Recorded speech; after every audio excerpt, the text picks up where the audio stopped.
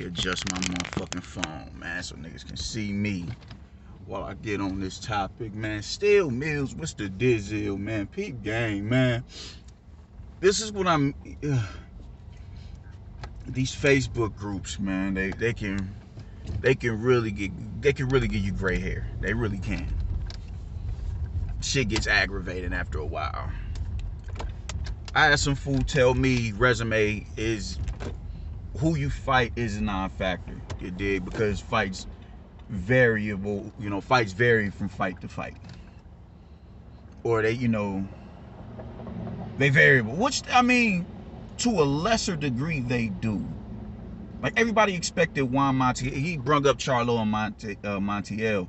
Everybody expected Charlo to go in there and outline that man in chalk. And when he didn't, everybody was, it was cause to oh shit, Charlo. The dude dominated the fight. Like there's no discussion as to who won the fight. It wasn't like it was a robbery. Charlo clear as day won the fight. The difference was he just made it a tougher fight. He gave a good fight. And my biggest thing is this, man, like it's a bad comparison because people tend to hold Jermall Charlo in a much higher light than I think he's deserving of. Charlo is not a bad fighter at all. Charlo was good. He's gonna put on a show. But I just think people really are gassed to the point where it's like, they're expecting like Charlo's a world beater. I just don't think that's the case. He dominated that fight. He's clearly one of the best in the division.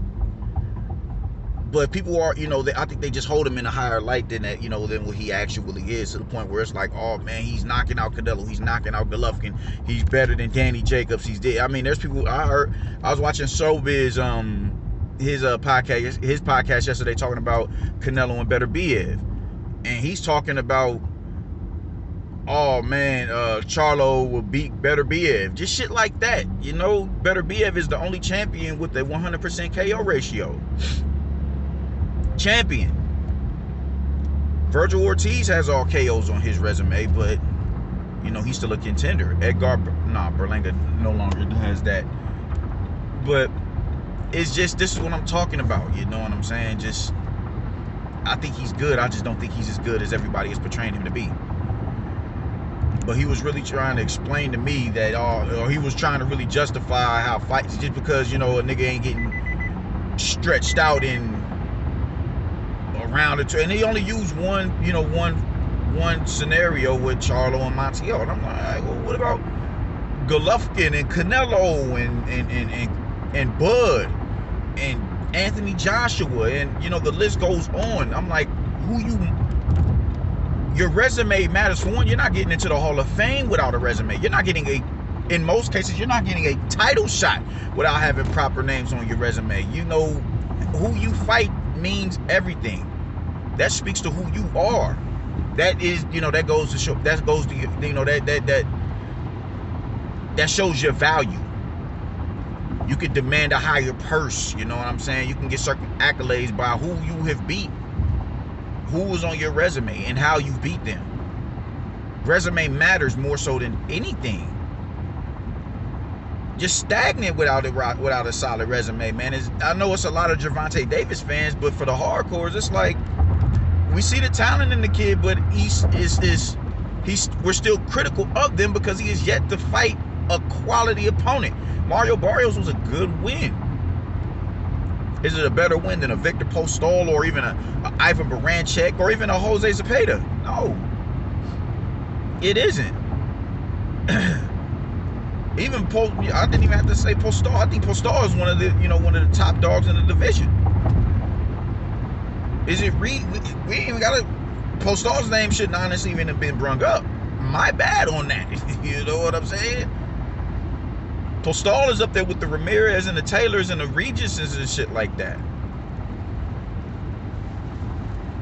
We talk about 140. You talking, the Barbosos and everything like that. You dig? Those are the names that it would be like, oh shit, Gervonta beat one of them. All right, cool. Yeah, now he's official. Mario Barrios was a good win specifically because he went up and fought him.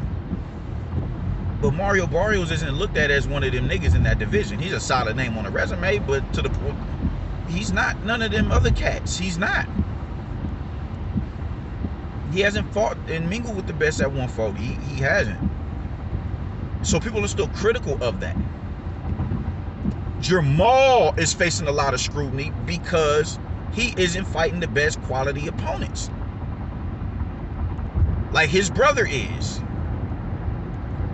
You shouldn't have 2 solid wins on your resume. No, hell no. That's not the move. Bud Crawford can't demand a 50-50 purse split with Errol Spence because look at his resume. If Spence beats Manny Pacquiao, there's no discussion. And Bud fights a nigga that's Jose Zepeda that's been pulled up from 140, it's no discussion. You cannot make an argument.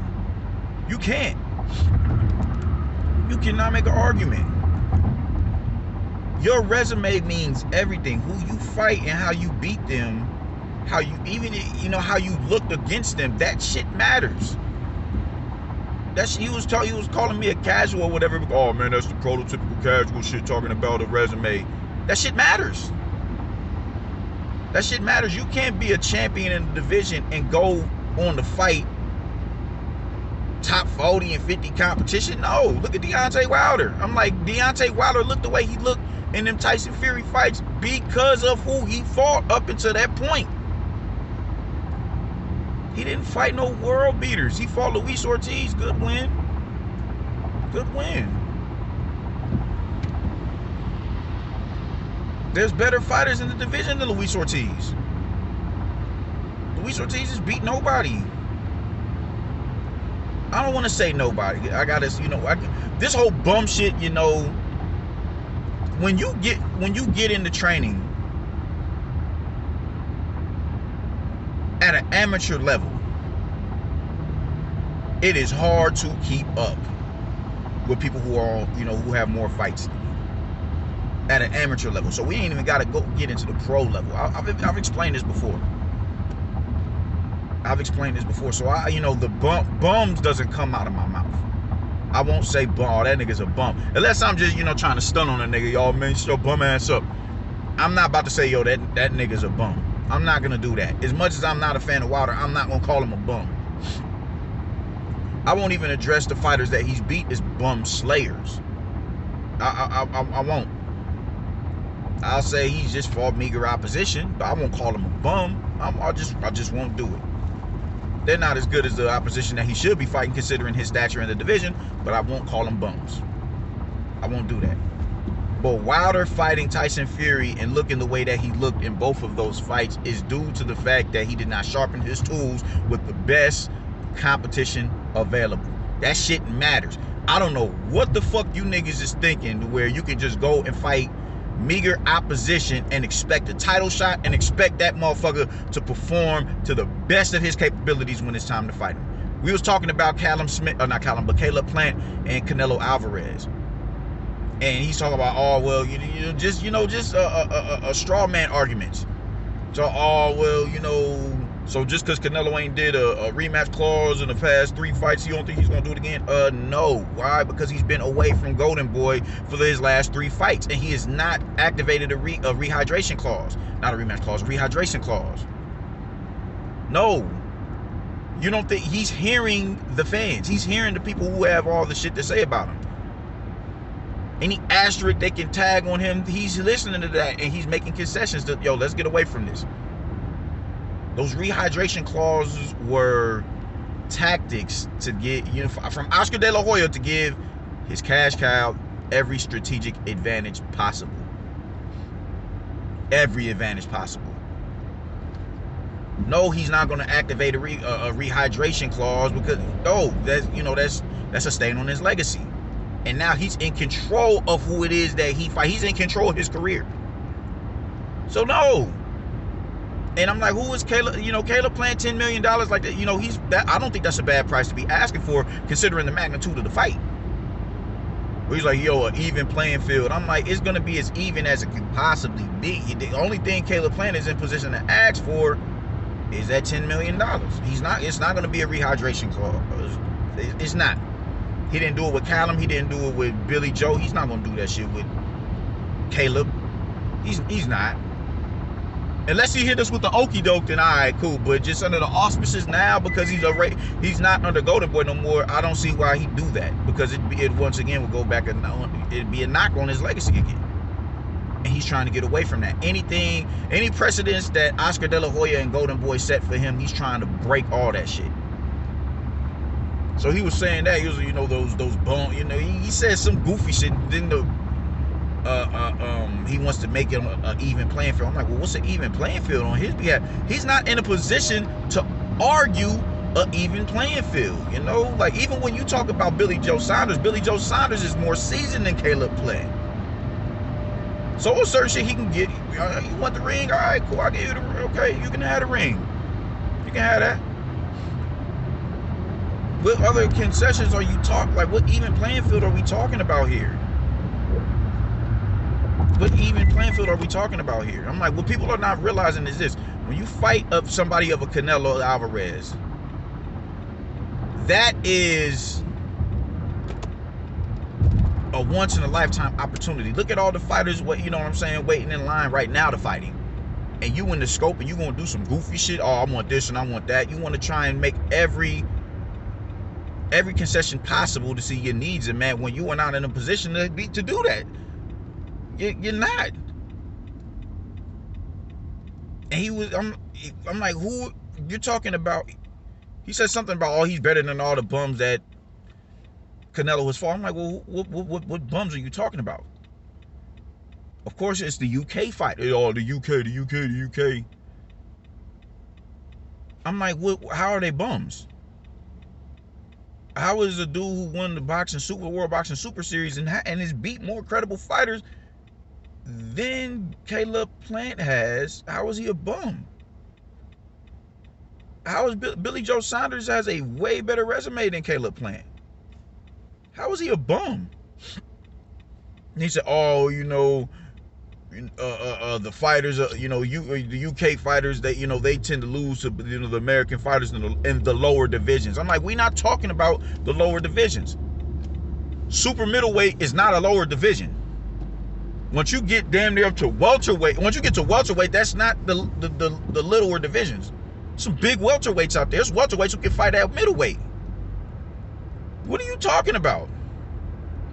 And that's the lower divisions. The higher you go up in the divisions, you start to see the African American presence and just the American presence vastly dwindle. You start to see more Eastern European cats and fucking UK cats dominating those divisions. So I'm like, what are you talking about? You can't get away from not fighting quality opposition. You can't.